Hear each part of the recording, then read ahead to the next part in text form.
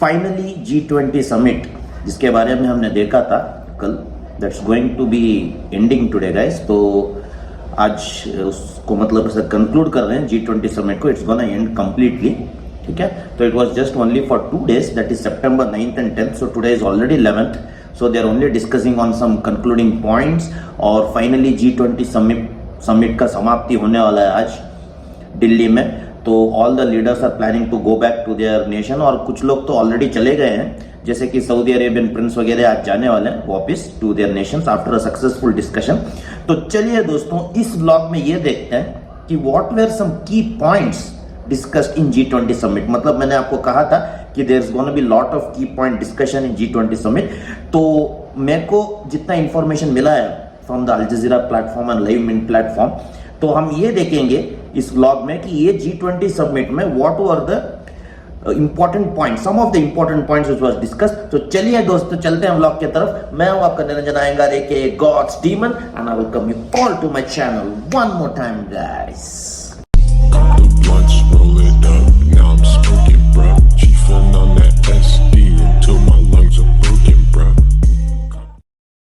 तो सबसे पहले point is regarding the African Union, you heard it right guys.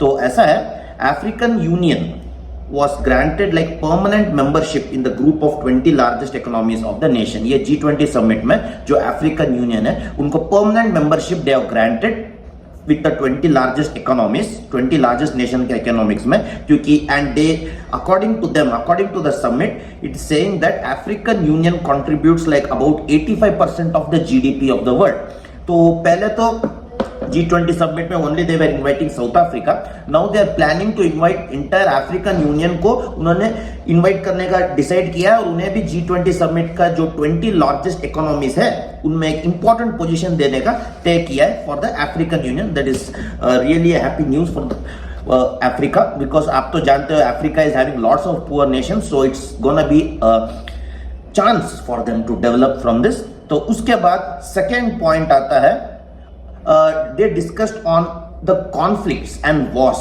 तो according to them, according to the countries, a peaceful resolution should be done on the conflicts।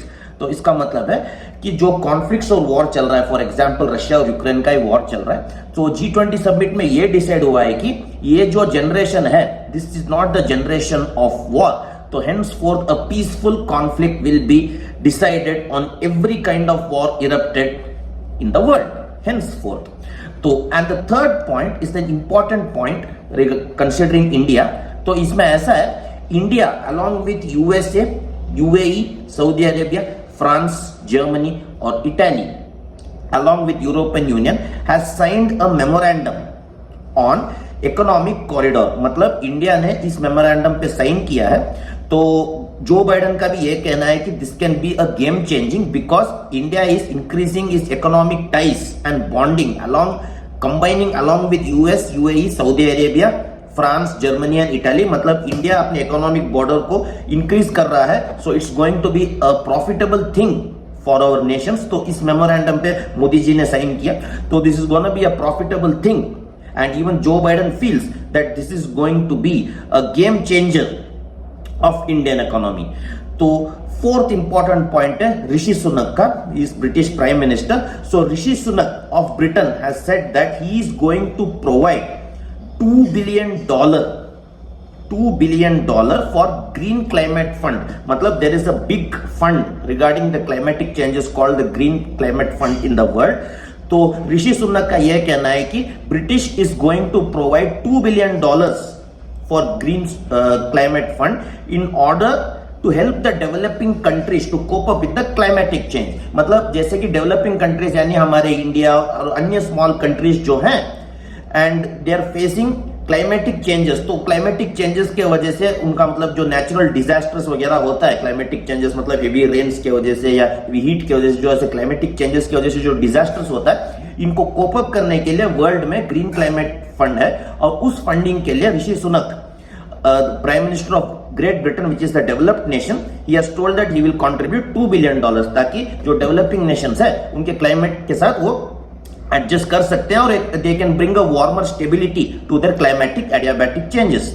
तो the next point, the fifth point is president of Brazil, मतलब जो Louis डा सिल्वा है, उन्होंने आज मतलब Monday को ये expressed is wish that Russia and Ukraine war should end अमिकबली।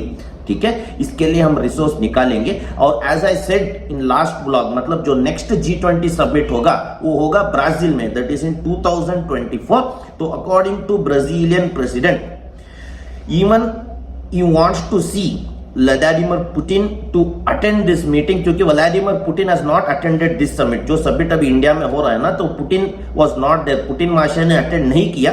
तो ब्राजीलियन प्रेसिडेंट का यह कहना है कि मैं चाहता हूं after ending the war successfully, even Putin attends the G20 summit which is going to be conducted in 2024। और उनका यह कहना है कि there will be no arrest of Putin, क्योंकि already in the March arrest order was released on Vladimir Putin in order to start this war along with Ukraine। और उनका कहना है कि बहुत सारे यूक्रेनियन बच्चों को व्लादिमीर पुतिन ने रशिया की तरफ कर लिया and he has kidnapped them, so these were all were the allegations on him।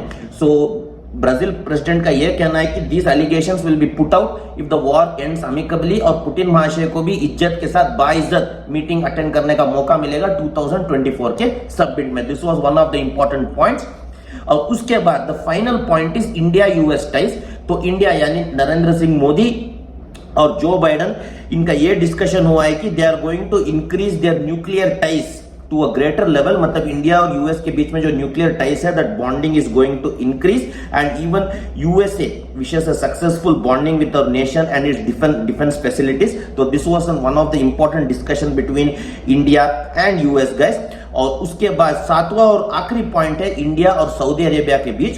तो Saudi Arabian prince has also extended an helping hand towards Modi ji, saying that Saudi Arabia और India का जो economic ties है, ये bonding को भी हम increase करेंगे। आई विल मेक श्योर कि सऊदी अरेबिया के जो टूरिज्म फैसिलिटीज वगैरह हैं, इनमें बहुत सारे changes I am going to bring so that people can come to my nation and explore my nation freely without any danger or trouble। तो this was one of the important discussion with Prime Minister Modi।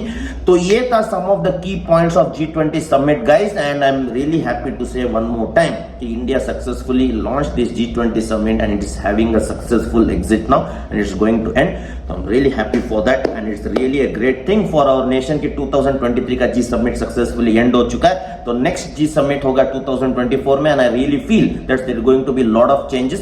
तो इस summit के बारे में आपका क्या views है, आप मेरे कमेंट बॉक्स पे छोड़ सकते हैं। एंड इस तरह की एक्साइटिंग खबर आपको मिलना है तो please do subscribe the channel and click on the subscribe button below. तो चलते हैं गाइस, तो I am be ending the vlog now. This is Niranjan Iyengar AKA God's demon. Do leave your comments in my comment box on this G20 summit. और आपका क्या views है, आप उसको मेरे कमेंट बॉक्स पे छोड़ सकते हैं। तो अंटिल द नेक्स्ट टाइम, सी या, बाय, टेक केयर गाइस, सी या।